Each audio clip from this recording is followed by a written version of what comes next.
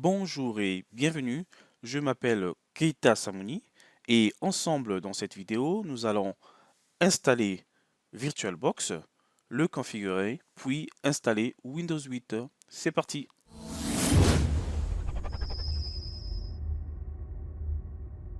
Les outils de virtualisation, il en existe des milliers. J'en ai retenu 4, parmi lesquels QEMU, qui a l'avantage d'être gratuit et utilisable sur toutes les plateformes. Pour le récupérer, il vous suffit d'aller dans les téléchargements et récupérer la version spécifique à votre OS. Vous pourrez également, si vous êtes un développeur, récupérer le repository à cet endroit et apporter votre contribution si vous le souhaitez. Vous avez également VMware qui est un leader dans le secteur de la virtualisation et de plusieurs autres domaines. Pour récupérer l'outil de virtualisation de VMware, il vous suffit d'aller sur les téléchargements. À cet endroit, vous pourrez remarquer que VMware vous propose plusieurs outils, parmi lesquels Workstation Pro. Vous pourrez récupérer la version d'évaluation dans cette section en cliquant sur le produit souhaité.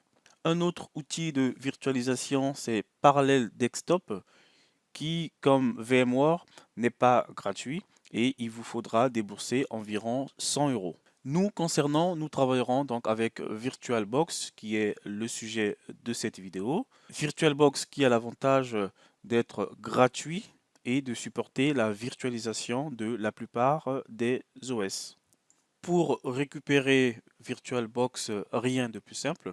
Soit vous cliquez sur le gros bouton qui apparaît tout au centre, soit vous allez dans la section des téléchargements, ce que je vais faire.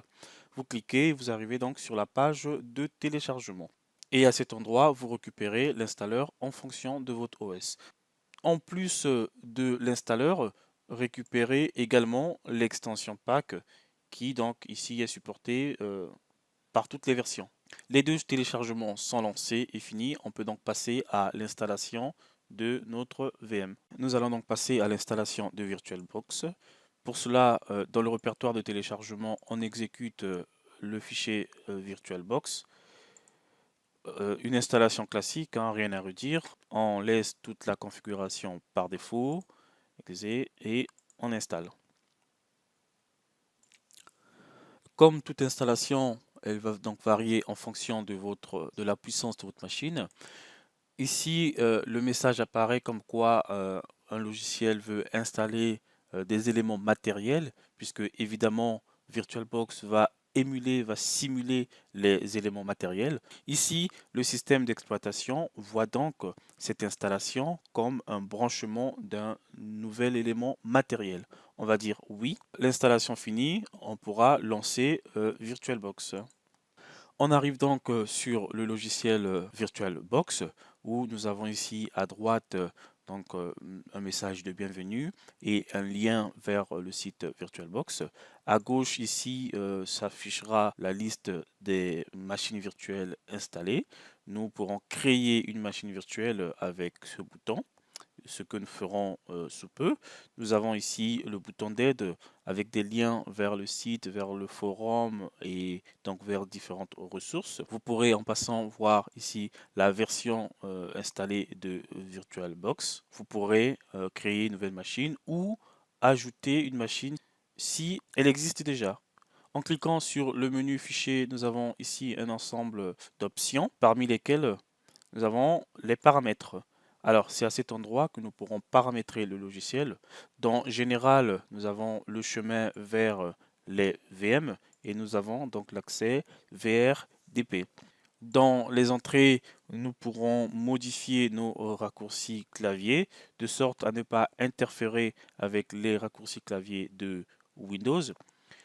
Dans les mises à jour, nous pourrons modifier la fréquence de mise à jour de notre logiciel, donc la fréquence de recherche de mise à jour.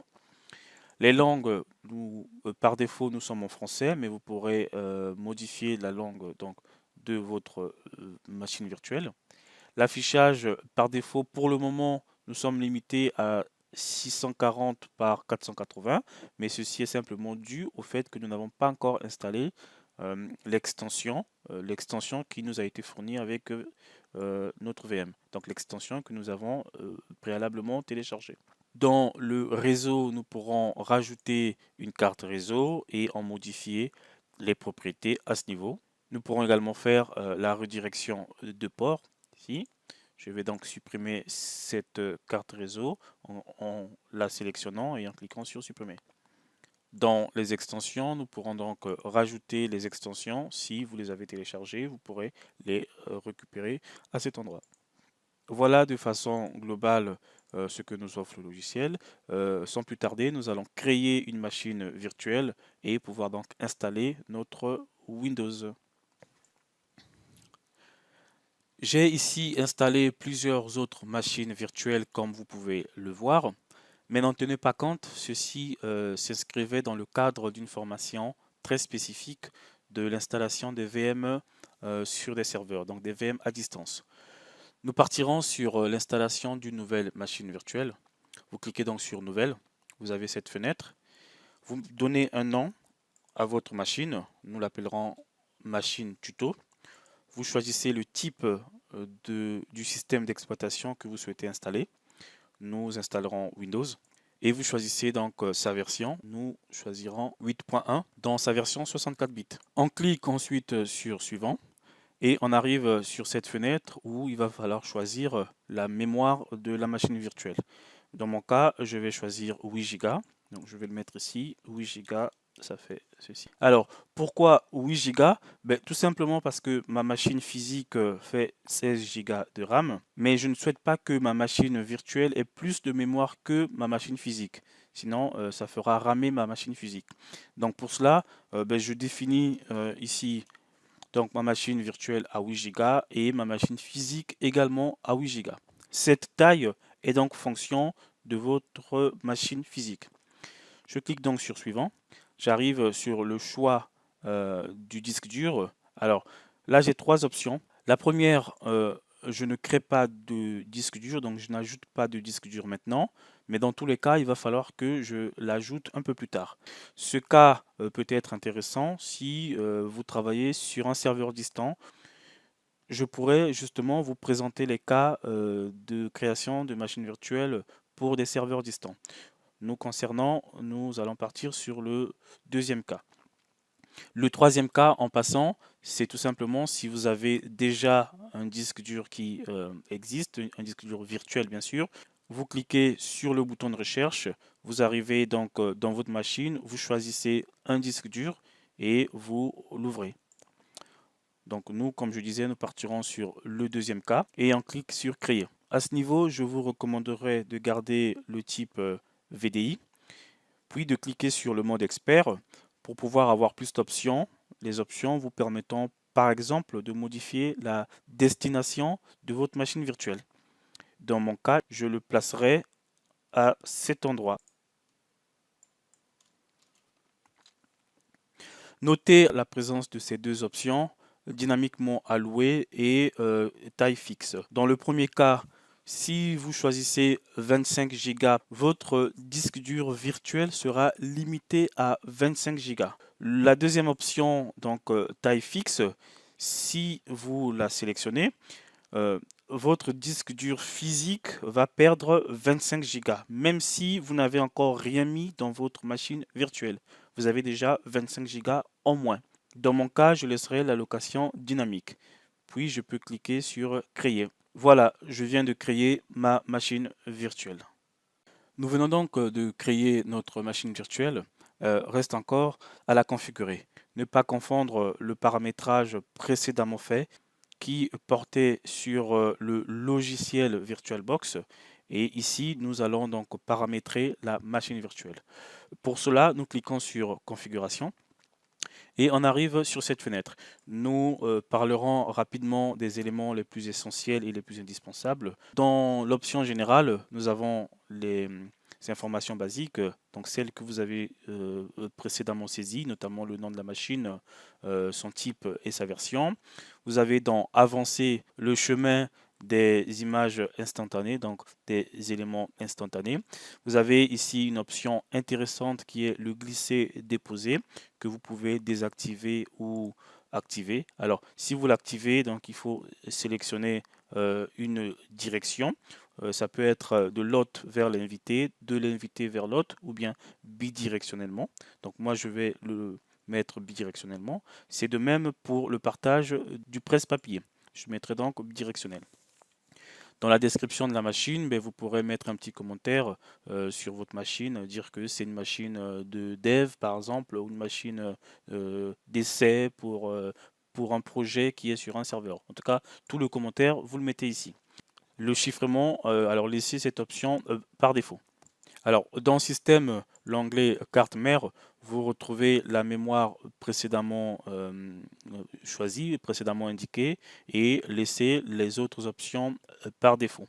Dans le processeur, vous pourrez indiquer le nombre de processeurs de votre machine virtuelle. Moi, j'en mettrai 3. Alors, ce nombre de processeurs dépendra également du nombre de processeurs de votre machine physique. Moi, comme vous pouvez le voir, ma machine physique a 8 processeurs, donc j'en alloue 3 à ma machine virtuelle. Les ressources, donc l'allocation des ressources, donc moi j'alloue 100% des ressources. L'option avancée, je laisserai par défaut. Si votre machine prend en charge l'hypertraining ou toute autre option d'accélération, ben vous pouvez utiliser ces options-là, mais je vous conseille de les laisser par défaut. Dans les options d'affichage, l'onglet écran, vous pourrez ici définir la mémoire de votre carte graphique. Ici, je le mets à 128. Vous pourrez également définir le nombre d'écrans à utiliser si vous en avez 2 ou plusieurs, dans la limite donc de 8. Moi, je vais le garder à un seul écran. Et le facteur d'échelle, je laisse à 100%. Vous pourrez utiliser, si votre carte graphique vous le permet, les accélérations 2D et 3D, en notant en passant qu'il va vous falloir augmenter la capacité de votre carte graphique puisque vous avez activé les fonctions d'accélération. Le bureau à distance, si vous souhaitez vous connecter à une machine distante, la capture vidéo, je vous conseille de laisser par défaut si vous ne le ferez pas. Pour le stockage, nous reviendrons sur cette option. Pour le son, rien n'a modifié puisque la machine virtuelle va s'appuyer sur les options de votre machine physique. Pour le réseau, laissez les paramètres par défaut. Nous resterons à une carte réseau avec un mode d'accès naturel. Pour les ports série, si vous avez une imprimante ou un autre élément qui utilise les ports série, vous pouvez activer donc la prise en charge de ce port. Pour l'option USB, nous reviendrons, mais sachez que vous pouvez ajouter ici donc un émulateur USB. Vous pourrez donc synchroniser votre clé USB directement avec le lecteur virtuel. Nous reviendrons. Dossier partagé est une option très importante puisque c'est à cet endroit que vous ferez la liaison entre votre machine virtuelle et votre machine physique. Si vous ne passez pas évidemment par un réseau, mais si vous passez par un répertoire, un partage répertoire, mais c'est à cet endroit que vous le ferez. Il vous suffit pour cela cliquer sur le bouton donc ajouter un nouveau dossier, d'aller chercher le dossier que vous souhaitez partager. Alors ici, je vais faire autre. Là, je suis sur ma machine physique. Je vais donc choisir un répertoire, un dossier que je vais pouvoir partager avec ma machine virtuelle. Je vais venir sur mon bureau. Voilà, c'est ce dossier. Je vais juste corriger la faute d'orthographe. Dossier partage. Dossier partage. Donc, ce dossier partage, je le sélectionne, je valide. Le lien vers ce dossier a été récupéré avec ici son nom. J'ai la possibilité de monter ce dossier automatiquement au lancement de ma machine. Ce dossier est automatiquement monté et j'ai également la possibilité de le mettre en lecture seule. Ça signifie que tous les éléments de ce répertoire ne pourront être ni modifiés ni supprimés dans la machine virtuelle. Je clique donc sur OK. J'ai ainsi ajouté un répertoire partagé entre ma machine virtuelle et ma machine physique. Vous pouvez également le faire en réseau. Vous pouvez établir un réseau entre votre machine virtuelle et votre machine physique, mais ceci est la méthode la plus simple. Sur l'interface utilisateur, nous reviendrons sur cette option. Il s'agit tout simplement des boutons qui vont apparaître une fois que nous serons dans notre machine virtuelle. Voilà, nous sommes donc prêts à pouvoir installer notre système d'exploitation. Enfin, il a fallu passer par tout ça et pour pouvoir bien configurer notre machine. Et donc maintenant, nous pouvons installer notre système d'exploitation.